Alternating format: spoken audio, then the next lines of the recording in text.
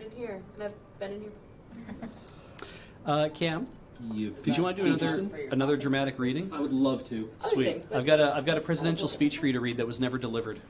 Because he was I think I know assassinated? this one. I think I know the one they mean. Good. Oh no. Do we still have that roll of toilet paper? Oh. Yes. I Oh, think I this know is the this sad one. one. My fellow, should I do the Nixon? You don't have to do a Nixon if you don't want to, but if you want to, feel free. I feel it'll probably run counter to the purpose here. Yeah. My fellow Americans, good evening. The astronauts have exploded. Hello, my name is President Richard Nixon. The crew members of the Apollo 11 spacecraft, Edwin Buzz Aldrin, Neil Buzz Armstrong, and Michael Buzz Collins have become dead in space. Something went wacko with the machines, and like many great men before them, Buzz and his husbands exploded. Hold for applause. While the loss of these brave men is tragic, we should not weep for them, for they understood the risks of a lunar mission.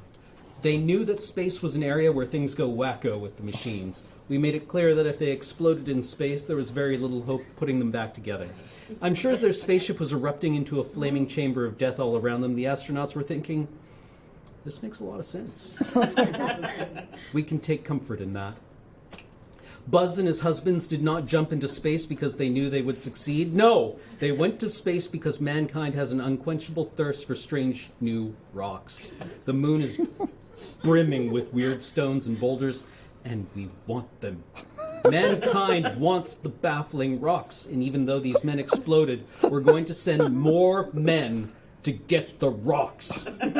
I knew these men, and I knew their bravery and courage. On the night before the Apollo 11 spacecraft was launched into space by unknown forces, I came into Neil Armstrong's bedroom and woke him up. And I said to him, Neil, are you scared that you will die in space? And Neil Armstrong said to me, Mr. President, I am worried about dying in space, but my irrational lust for bizarre faraway rocks is stronger than my fear of exploding. And I took Neil Armstrong's hand into my much larger hand, and I said to him, Neil, I want you to bring me back some cold rocks from the moon because I want to have them in my house, and I want to warm up the rocks with a hairdryer and have them be warm.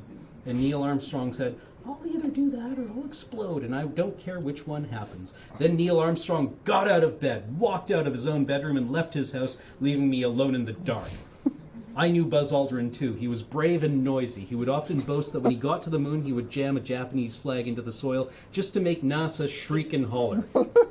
I often told him, Buzz, do not cram a flag of Japan into the soil of the moon. Do the American flag instead. And Buzz would say, with all due respect, Mr. President, bus you. I'm going to bring 9 Japanese flags to cover the surface of the moon in their Japanese flags. And then when aliens see the moon through their binoculars, they will say, I guess that thing belongs to Japan. Buzz was a great man. The less that is said about Michael Collins, the better. And so it is with a heavy heart that we bid farewell to Buzz and his magnificent husbands. They were as noble as they are dead. We've exploded all the way, and for that, we salute them. We've got to get our hands on those weird rocks from the moon. I want to taste the boulders of the moon. I think they will taste like yarn. We're going to send a whole new batch of space divers up to the moon tomorrow so that they can get the space rocks from me. Okay. President Nixon is going back to sleep now. Love you, America. Good night, my country. See you next week.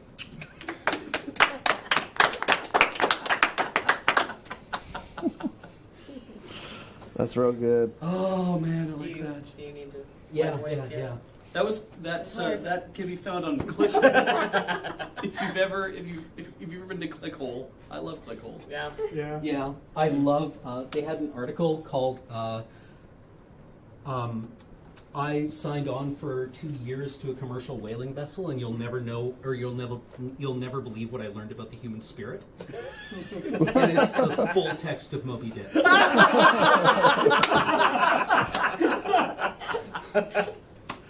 Oh, that's good. It was the greatest thing I'd ever seen.